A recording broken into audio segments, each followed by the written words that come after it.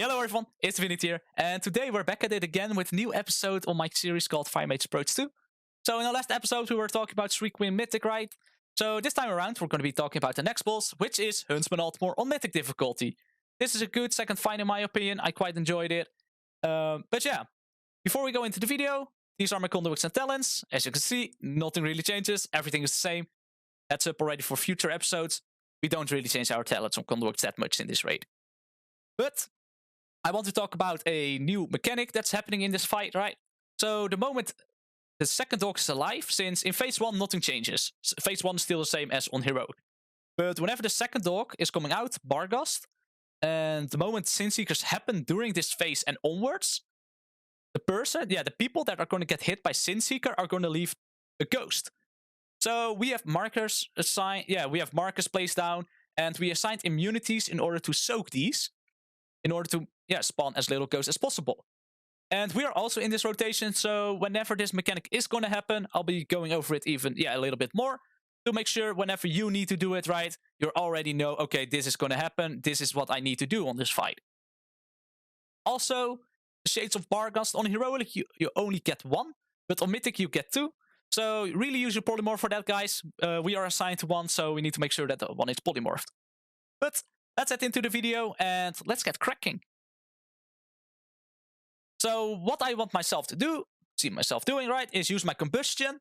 The moment combustion is over, I want to see a rune of power into shifting power, into a Phoenix Flames. Since there are 2 targets, spreading our ignite the moment, shifting power is over again, is really good since it's going to be really hard hitting ignite. As you can see, we're already at 2k at the moment, 2.3k even. So what I want myself to do now is rune of power into shifting power.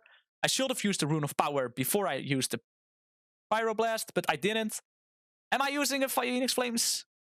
It doesn't look like I'm using a Phoenix Flames. This is kind of sad since I saw that I have 1.1k ticking Phoenix Flames ignite. So if I did use Phoenix Flames, it would have dealt so much damage for ignite to the other target as well.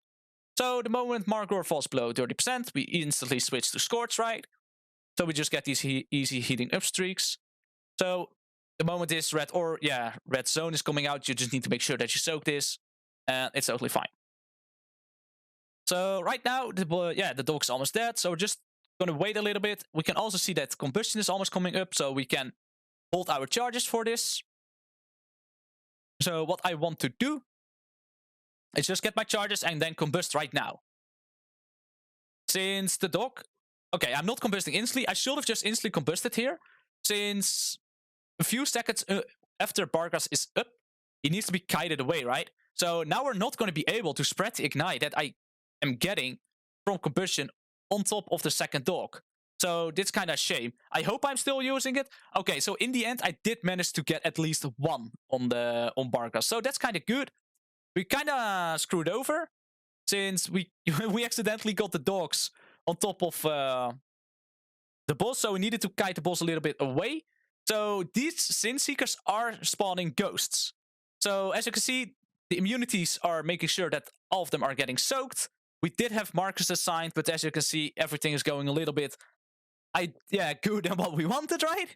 Since, we want to have the boss on cross, but that's not happening right now.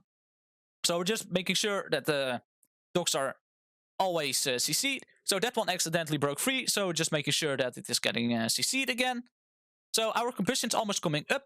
So I want to have my Fire Blast charges ready to instantly just start pumping into the boss and then spread my ignite. Since those Shades of Barghast are going to die fairly quick. So right now they're coming in. So what we do is we're just blasting Altimor so we can spread around that ignite to the Shades of Barghast. Since it doesn't work the other way around, you cannot fully commit on the Barghast with your combustion, since the spreading ignite won't work as well as how you're doing it if you were attacking Altimor. So I accidentally broke free that Shade of Barghast, as you see, right?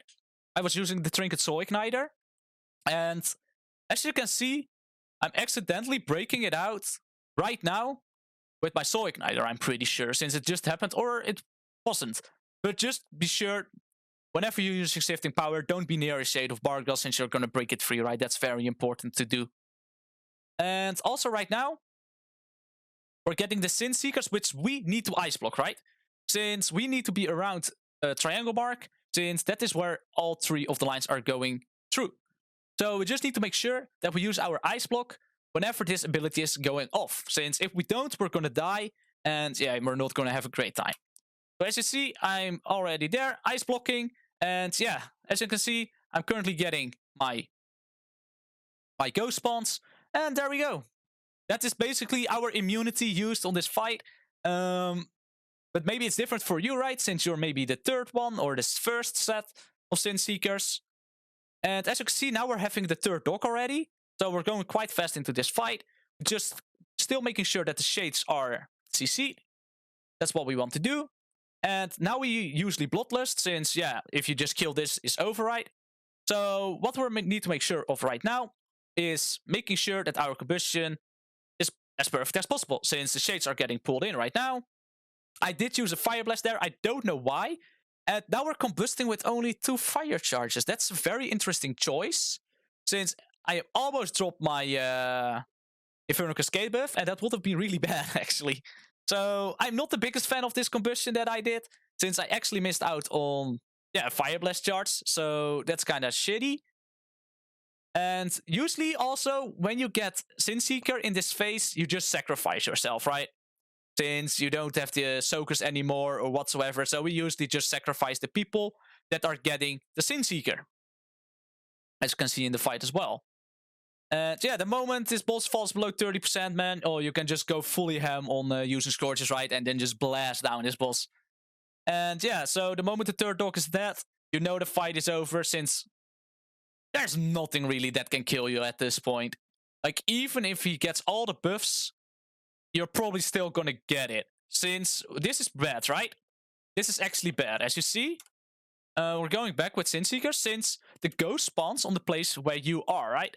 So what you want to be sure of doing is standing as far away from the boss as possible. As you can see, he's not even moving anymore. So he's gonna die from the Sin Seeker. But what's gonna happen as well, right? You can see it already. This ghost is already quite dangerously close towards the boss. Since this is a reclear, we already did multiple times, right? And yeah, we're probably having more damage than... Yeah, we definitely have more damage than the first time that we killed it. It's still risky to do this, right? Like, these 2 guys did it perfectly. They went all the way as far as possible before the Sin Seeker was going to hit. And these ghosts really have to travel a long way. Unlike this one. This one's too close. So, as you can see, the boss is dead. And we didn't get loot, sadly, but we got anima, so that's perfect. That's something our Sanctum needs. And the other mage got really lucky. I was kind of jealous. He got the weapon. He got the weapon. But oh well, it's raiding, so it's a team effort, right? So in the end, it's pretty good whenever someone else can get that item, because maybe next time you can get it, right? But this was my approach / commentary on Huntsman Altimor. So the key things to keep in mind on this fight is, after you use your combustion, try to use your Rune of Power into shifting power in another Phoenix Flames, in order to really optimize the amount of ignite damage you can do on 2 targets. Since after a combustion, that's when you have the highest ticking ignite, right? Since that's, your most damage part is combustion. So the moment combustion ends, try to just get that last Phoenix Flames in there. So you still have like a 1k ticking ignite somewhere on 2 targets, which is just greatly increasing the amount of DPS that you're doing. Also a tip, the damage on the Shade of Barghast, they don't count towards Warcraft logs, right? So if you're planning on full padding on those dogs, that won't work. Just so you guys know, you cannot fully pad on the Shades of Barghast, since they don't give you points towards Warcraft logs. And yeah, another thing, right? Make sure to know whenever you need to immune the Sin Seekers after the during phase 2 or onwards. Since if you're the first one, you need to be sure that your ice block is ready, right? You cannot accidentally use ice block during this fight. Since if you do that, and the moment the immunities are going to happen, you're just going to die for sure. And I'm not sure how how happy your raid leader is going to be about that. But besides that, I think I mentioned everything as well for this fight. I myself definitely need to improve my combustion in this fight, I've already noticed. My combustion is actually quite bad. I haven't really utilized it to the fullest on this fight. So that's definitely something I need to learn a lot more. As you guys also have seen, in this fight, we really don't use a whole lot of alter time, since there's not a whole lot of movement involved in this fight, right? So that's just something as well. We don't really have to use alter time during this fight. So, but on the next one, Hungering Destroyer, we are for sure. So, but yeah, I really want to thank you guys for watching. If you did, like or enjoy this video, then please leave a like and subscribe. It would really help me out a lot, especially if you learned something out of it. That's amazing, right? Like, that's the entire goal of this series. And also, I'm live streaming all of these kills, raids, PvP, and also Mythic Plus on twitch.tv/ItzzDivinity. If you ever are free and just wonder, how I am and how I play, right? Just feel free to hop into my stream and just be like, yo, what up, dude? And I always try to interact as much as possible with the chat, since that's really fun, in my opinion. But yeah, I really want to thank you guys for watching and have a good day. Bye-bye.